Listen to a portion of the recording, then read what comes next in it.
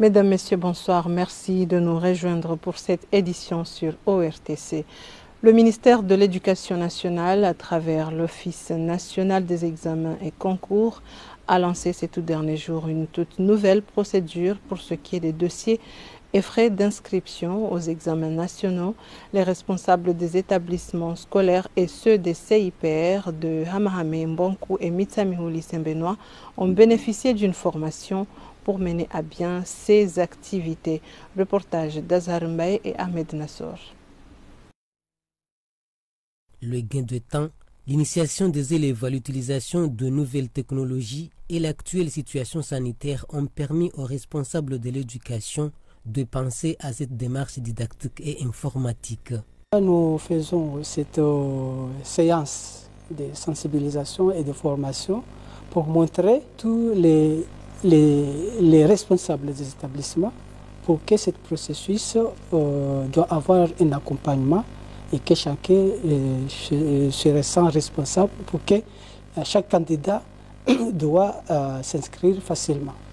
Selon l'informaticien du service des examens, la procédure de fournir les dossiers des candidats, de les inscrire et de payer leurs frais d'inscription aux examens nationaux en ligne est facile. Il suffit d'être vigilant et attentif.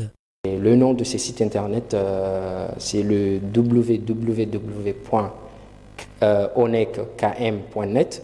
On ouvre ce site, on va voir plusieurs menus, mais ce qui nous intéresse, c'est le menu examen. Donc à partir de ce menu examen, il y a le sous-menu inscription. Ça va permettre à l'utilisateur ou au visiteur de pouvoir créer un compte. Tout d'abord, parce que c'est le premier pas, c'est de créer un compte d'inscription. Et puis après avoir créé un compte d'inscription, on procède à l'inscription des candidats, leurs coordonnées personnelles et académiques. Et après, on procède au paiement et au chargement du dossier d'inscription. Normalement, avant, le dossier d'inscription était version papier. Donc, on a mené des papiers, on les ramassait au service des examens. Cette fois-ci, ce n'est pas le cas. Les responsables des établissements scolaires et CIPR de Hamahame, Mbonkou et Mitsamihuli Saint-Benoît ont complimenté cette initiative. La formation a été bien passée. Ce que je peux ajouter, c'est par rapport aux parents d'élèves. Les parents d'élèves doivent veiller, doivent être à la hauteur de répondre à nos besoins. Une fois pour toutes, on leur demande quelque chose, au lieu de faire des complications ou de faire traîner nos demandes, ça serait mieux si au moins ils nous acceptent à temps pour faciliter nos tâches et faciliter les tâches de l'administration. Pour les formateurs, après l'ouverture d'un compte dans le site de l'ONEC, la clé de relancer les travaux, c'est le numéro de la photo du candidat. En cas de blocage, l'intéressé peut contacter les techniciens du service des examens. L'association amicale Comores-Libye a tenu dimanche à Moroni l'Assemblée générale. Cette dernière avait pour objet de dresser le bilan des actions entreprises et de renouveler par la même occasion les membres du bureau et se pencher sur le règlement intérieur. Reportage de Chadali Bouanamadi et Salimali Ratsiraka. Cette assemblée générale ordinaire avait pour but de regrouper les ressortissants comoriens de la Libye afin d'élire de nouveaux membres du bureau pour la promotion de l'association pour les 3 prochaines années. Il est également question de revoir les statuts et règlements intérieurs. Les membres du tout nouveau bureau ont pour mission de faire en sorte que l'association aille de l'avant.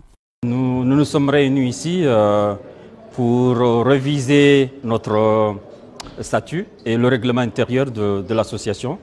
D'abord, il fallait rappeler que les ressortissants comoriens dans les universités et écoles supérieures de Libye ont fait une association qui s'appelle Association amicale Comores-Libye. C'est la première fois qu'on se réunit en assemblée générale ordinaire. L'objet de cette réunion, c'est de reviser notre statut et aussi le règlement intérieur de l'association. Oui, ça fait partie de notre ordre du jour. À part la révision du statut, on va aussi élire les membres du bureau. On va également présenter tous les travaux qui ont été déjà faits. Et puis, on va rappeler que cette association a vu le jour depuis 2001. Et depuis cette date, on ne s'est jamais réunis. C'est la première fois qu'on s'est réunis en Assemblée générale. Nous allons profiter de cet instant pour mettre à jour tous ces travaux. Ouais. L'association amicale Comores-Libye se fixe comme principale mission d'orienter les étudiants qui souhaitent poursuivre leurs études en Libye. Autre volet de cette édition, la ville de Malé, une des localités de la région de Mbadjini, ayant bénéficié du projet d'amélioration des moyens d'existence des communautés de pêcheurs, a accueilli ce lundi une délégation de l'océan Indien venue prendre connaissance de la situation sur place. Reportage de Salima Ahmada Ali et Salima Liratiraka. Composé de Kenya, Madagascar, Maurice et les Seychelles, les membres sont venus visiter le site où se déroulent les activités, étant eux-mêmes membres bénéficiaires. Ces responsables ont pu expliquer à tour de rôle l'importance du projet pour l'amélioration des conditions de vie des pêcheurs qui dépendent du récif corallien. Les intervenants ont pu convaincre la communauté des pêcheurs à créer une zone de protection marine pour améliorer la production et restaurer le récif. C'est le gouvernement japonais qui finance ce projet dans les 5 pays à hauteur de plus de 4 millions de dollars et la FAO est chargée de l'exécution. Et nous avons retenu des activités prioritaires à mettre en place sur le site de Malé pour l'année 2022 et la mise en place des infrastructures pour les chaînes de valeur. Donc il s'agit des chambres froides, de l'implantation des fours pour la transformation et la conservation des produits halieutiques. Il y a également l'équipement ou bien la remise des équipements ou bien des engins de pêche au profit des pêcheurs qui est prévu cette année. Et aussi l'implantation des dispositifs de concentration des poissons qu'on appelle DCP. Toutes ces activités sont prévues pour cette année 2022. L'objectif global consiste à améliorer la production halieutique des récifs coralliens par une diversification de la pêche et restaurer les écosystèmes fragiles par la lutte contre la pêche non réglementée. Le comité de pilotage régional du projet RIFISH a tenu mardi une réunion de travail pour dresser le bilan des activités dans le cadre de ce projet qui a débuté en octobre 2020 et tracé par la même occasion les perspectives d'avenir. Je vous propose de suivre le coordinateur du dit projet. Nous sommes réunis aussi ici aujourd'hui dans le cadre de la première réunion du comité de pilotage régional. Tout d'abord, je dois vous rappeler qu'il s'agit d'un projet régional financé par le gouvernement japonais qui englobe 5 pays de la région de l'océan Indien, notamment les Comores, Madagascar, Kenya, Maurice, les îles Seychelles. Donc, le projet a été lancé l'année 2020 au niveau de 5 pays. Donc, et après une année de travail ou de mise en œuvre de ce programme, qui est un programme de pêche, donc nous sommes retrouvés ici à Moroni, à Golden Tulip, avec les différentes délégations venant des 5 pays pour évaluer, en quelque sorte, faire un bilan de l'année 2020, l'année déjà écoulée, et puis se projeter et donner les orientations ou bien les perspectives pour l'année 2022 qui vient de démarrer. Donc c'est de cette façon que nous évaluons le projet. Donc à la fin de chaque année, nous allons nous regrouper, nous réunir pour tous les 5 pays, évaluer les travaux effectués et puis se projeter pour l'année qui vient. Bien que le gouvernement ait pris les dispositions nécessaires pour accompagner les opérateurs économiques, le constat reste le même. Les produits de première nécessité ne sont toujours pas à la portée de tous les portefeuilles. Le ministre de l'économie a tenu une conférence de presse ce mardi pour en parler. La mise en place de cette enveloppe, ça fait déjà 2 mois. Nous avons reçu beaucoup de demandes. Nous avons eu plus de 150 commerçants et opérateurs qui ont voulu bénéficier de ce financement. Bien entendu, il y a eu des conditionnalités,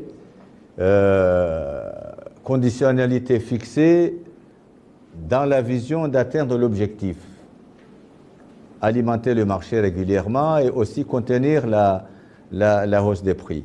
Donc sur les 150, 16 ont pu bénéficier de ces financements.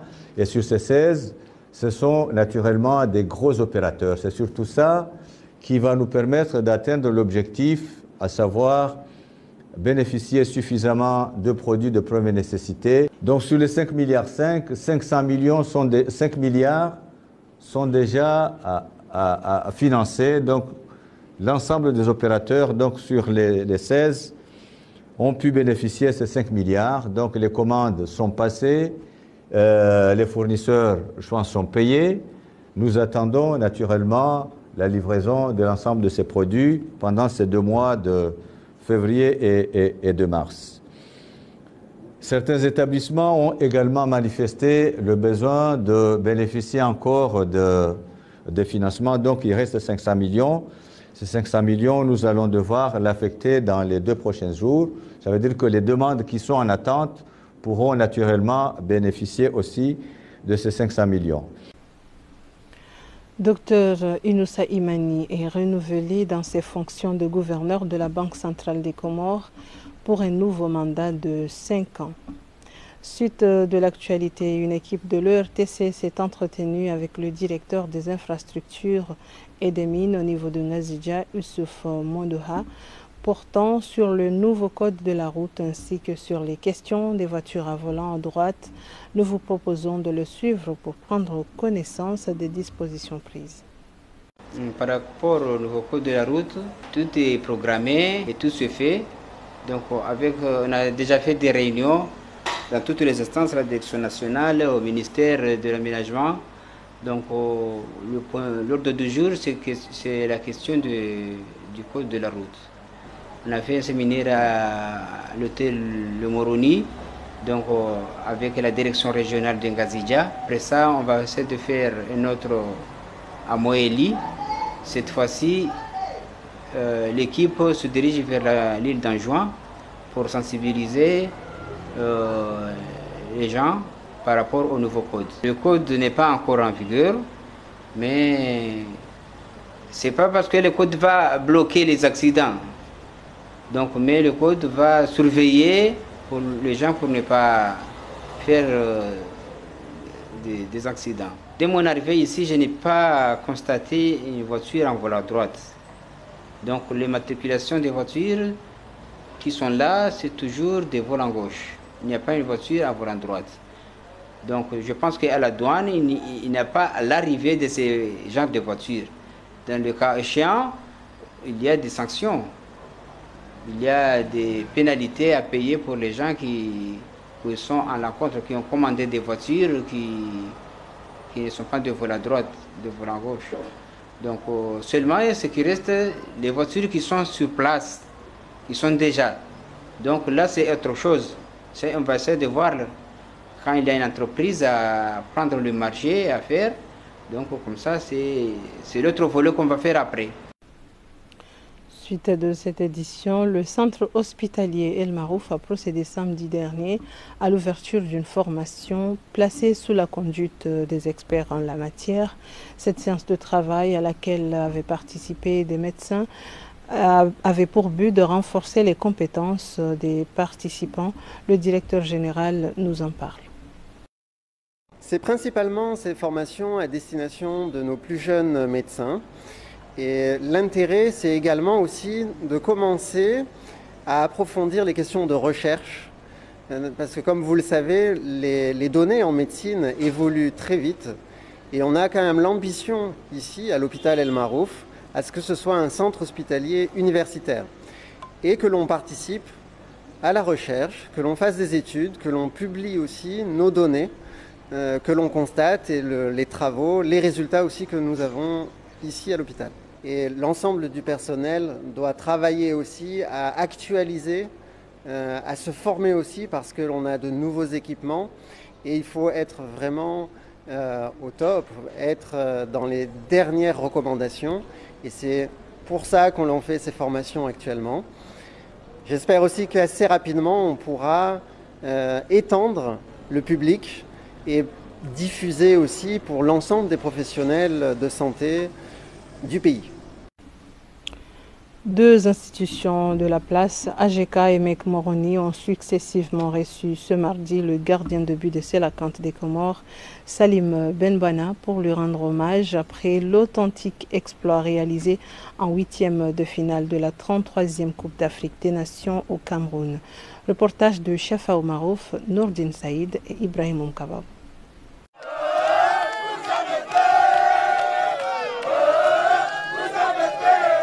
Au cours de son bref passage à l'AGK, le gardien de but de l'équipe nationale des Comores, Salim Benbana, a été chaleureusement accueilli par le personnel de la société.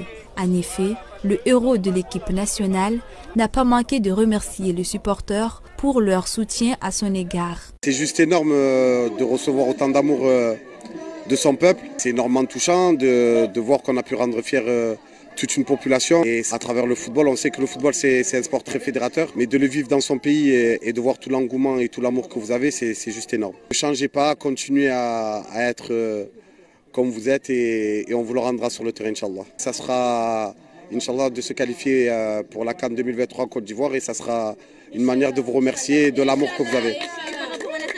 Lors de cette visite, le directeur général de l'AGK a exprimé sa fierté pour les performances réalisées par le Selakante des Comores au Cameroun. Pour nous, c'était évident que AGK s'associe à ce genre de sport, comme le football, qui est un sport qui est fédéré par toute la nation. Nous espérons qu'à travers le Selakante, nous pourrons emmener les jeunes de demain à adhérer au football et pouvoir s'émanciper et faire partie de l'équipe des Selakante. Nous allons les appuyer et nous allons faire ce qui doit être fait pour aider notre équipe à pouvoir gagner encore plus de matchs à la prochaine CAN.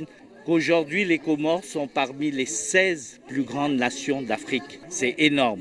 Il a été reçu ensuite à la Mek Moroni, un des partenaires historiques de la Fédération de football des Comores et de Selakante. Des surprises lui ont été réservées. 2 comptes épargne au nom de Benbana et Jamaldine Mohamed, membre du staff technique. Un trophée pour Benbana et un chèque de 3 millions destiné à la Fédération de football des Comores. Les valeurs que l'équipe nationale défend dans le football sont les mêmes valeurs que le réseau Mek veut incarner pour éradiquer la pauvreté et se projeter à l'international. Nous voulons redonner espoir et chance à la population comorienne, espoir en un avenir meilleur, espoir en notre capacité à sortir de la pauvreté, mais pas simplement sortir de la pauvreté, mais réussir la richesse, être riche, être innovant et exister au niveau international. Depuis 2014, le réseau Mek a souvent soutenu la Fédération de football des Comores à l'occasion des matchs internationaux à travers des contributions ponctuelles.